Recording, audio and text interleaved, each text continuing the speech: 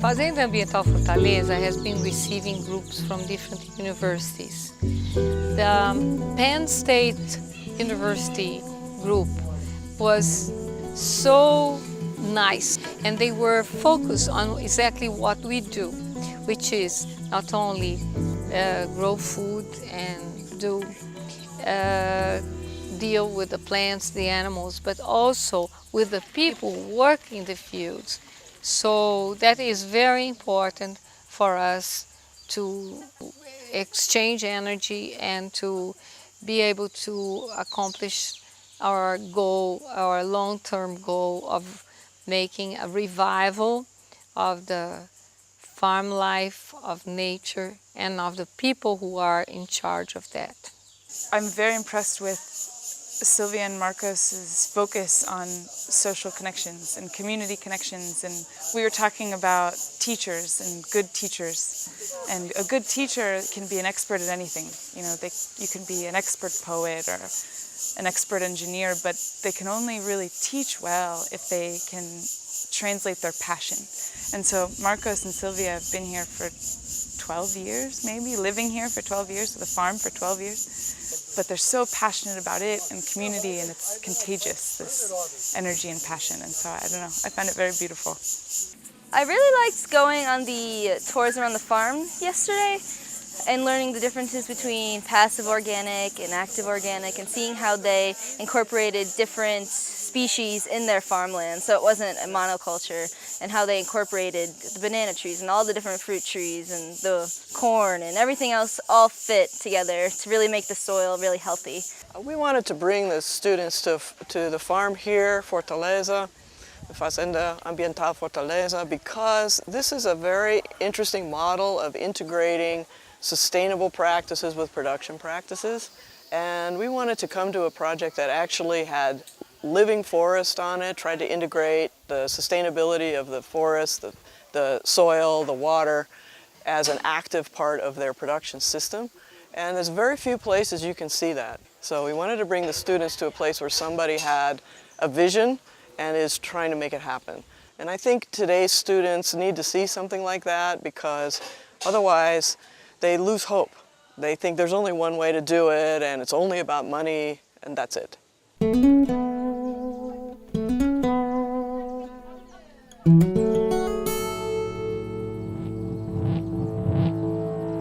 I like the coffee tasting a lot because I love coffee, and I didn't realize the entire process that went into it, and especially kind of seeing it firsthand of where they dry it and everything, and then getting to taste different flavors and learning how you smell it dry first, and you add the water and wait, and then you smell it again, and then you just like do the aggressive slurp to know how to taste it. Was really cool, and all the coffee here is delicious. I love it.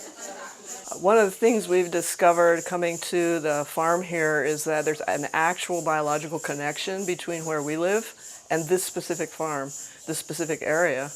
There's a bird called the bobolink, which is, of course, now what they've named their coffee, because besides talking about global trade, you need to talk about global ecology.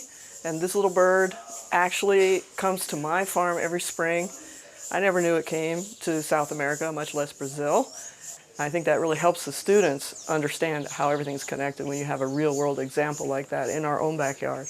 The bobolink project is made up of medium to small-sized farmers in our area of São Paulo in Brazil.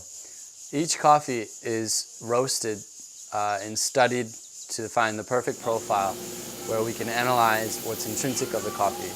The feedback is given to each farmer and also to the roasters, so we can craft the taste of this coffee based on acidity, flavor, body, and sweetness. Again, Felipe's passionate about it, so you want to hear what he's passionate about, and you want to learn and understand why he loves it so much. You know, something like coffee, it's very, you know, people make jokes about wine snobs or coffee snobs, but they're actual variables that go in. This project was created to bring income to the women that only work at the coffee harvest and have jobs just some times of the year. It's very important to bring groups to see this hidden secret of very high quality embroidery with coffee as a theme. not only it helps in terms of increasing their income, but also increases their self-esteem. And nowadays there are assertive women that are active even politically here at the community. You know, I think it's really interesting because in some ways there's such a drastic difference. Ecologically, you know, the weather change, we're in different seasons, different hemispheres. But then we're all people, and that we enjoy spending time together and laughing and sharing good food and having clean air and clean water, and it's beautiful. Even though we speak different language and we might have different customs and cultural differences, it's just all been a very positive experience and a learning experience for everyone.